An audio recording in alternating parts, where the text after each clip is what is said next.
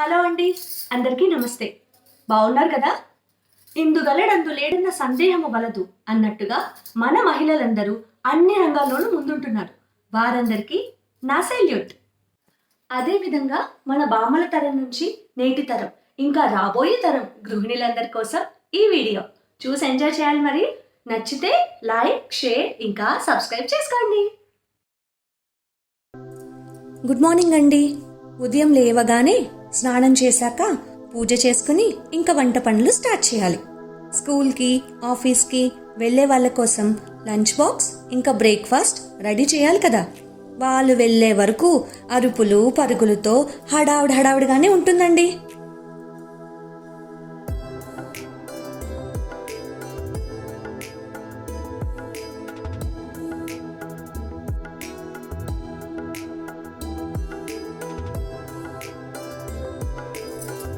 తరువాత పిల్లల్ని రెడీ చేసి వాళ్ళకింత కడుపులో వేసి పంపించేసరికి హమ్మయ్య అనాలనిపిస్తుంది.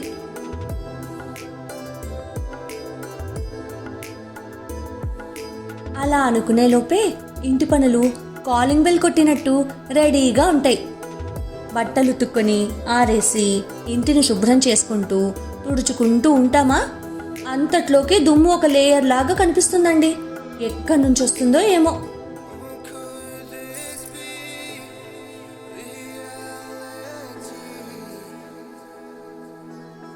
కాసేపటికి మధ్యాహ్నం భోజనం అయ్యాక పక్క బట్టలు మార్చుకొని ఇలా పడుకుందామని అనుకుంటామో లేదో స్కూల్ నుంచి వచ్చేస్తారు పిల్లలు. మళ్ళీ రెడీ ఈవినింగ్ స్నాక్స్ అంటూ. ఉదయం చేసినవి తినరండోయ్.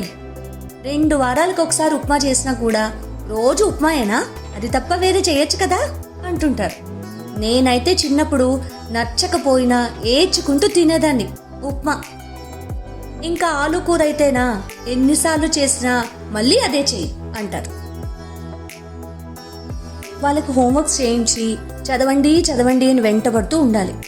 వాళ్ళకి ఎగ్జామ్స్ అంటే ముందు మనం ప్రిపేర్ అయిపోతాం. మనకి ఎగ్జామ్ పెడితే మనకు వచ్చేస్తాయి 100 out of 100, అలా ప్రిపేర్ అవుతాం. మళ్ళీ రాత్రికి వంట చేసుకుని తిన్నాక అంట్లు తోముకుని బట్టలు మడత పెట్టుకుని నెక్స్ట్ డేకి ఏం వంట చేయాలా అని ఆలోచించుకుంటూ పడుకుంటాం. ఇదండి, ఈ రోజంతా మాకు ఇలా ముగుస్తుంది. అన్నట్టు చెప్పడం మర్చిపోయాను. Happy women's day.